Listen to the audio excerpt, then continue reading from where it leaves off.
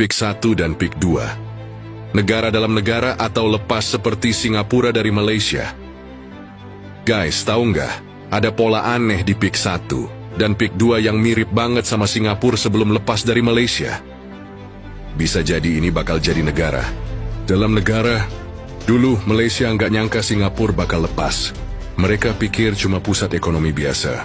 Tapi lihat sekarang, negara kecil itu malah lebih maju dari Malaysia sendiri.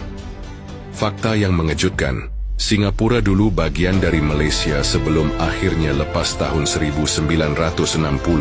5. Penyebab utamanya adalah ketimpangan ekonomi, konflik politik, dan dominasi modal asing. Sekarang lihat PIK, kota elit di atas tanah reklamasi, dikuasai oleh segelintir orang kaya. Kenapa PIK 1 dan PIK 2 bisa jadi negara dalam negara? 1. Dikuasai konglomerat dengan koneksi global. PIK bukan cuma milik Indonesia, ada investor asing yang menanam modal besar di sini. 2. Isolasi sosial dan ekonomi. Lo perhatiin nggak? PIK itu beda banget sama Jakarta dan Banten. Dia mewah, eksklusif, dan seperti bukan buat semua orang.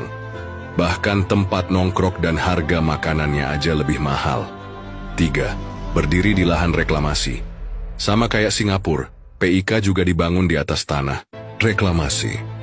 Kalau tanah ini makin meluas dan makin mandiri, apa bedanya sama wilayah otonom? Pertanyaannya, apakah ada motif terselubung? Jangan-jangan ini bukan sekadar proyek properti. Bisa jadi di sini ada skenario yang lebih besar. Beberapa kemungkinan yang bikin pemerintah harus waspada. 1. Bisa jadi zona bebas pajak. Kalau regulasi lemah, bisa jadi PIK akan menjadi wilayah dengan aturan pajak berbeda dari Indonesia. Investor asing bisa bikin PIK jadi lahan bisnis dan kantong ekonomi yang sulit diatur pemerintah. 2. Penguasaan properti oleh orang asing. Udah banyak yang ngomong harga properti di PIK nggak masuk akal buat rakyat biasa. Berarti dengan luas lahan di PIK 1 dan 2, hanya segelintir masyarakat Indonesia yang bisa beli. Sisanya siapa? Yang beli? Orang asing? Jangan sampai kita jadi tamu di negeri sendiri. 3. Pemerintah kehilangan kontrol secara bertahap. Kalau investasi dan pengelolaan di PIK makin eksklusif, lama-lama bisa aja otonomi penuh. Jangan sampai terulang sejarah Singapura. Dulu Malaysia nggak peduli dan nggak kepikiran, dan tiba-tiba Singapura lepas. Jangan sampai Indonesia mengulang kesalahan Malaysia yang kehilangan Singapura. Solusi buat pemerintah dan masyarakat.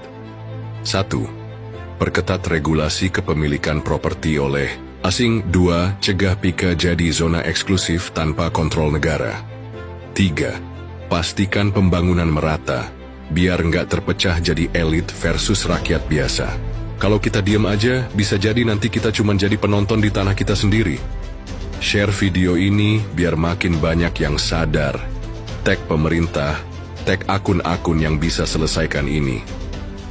Kita nggak boleh cuek sama apa yang terjadi di depan mata kita sendiri. Tulis pendapat kalian di komentar. Apakah menurut kalian PIK bisa lepas dari Indonesia seperti Singapura dari Malaysia? Follow akun ini buat bahas lebih banyak fakta.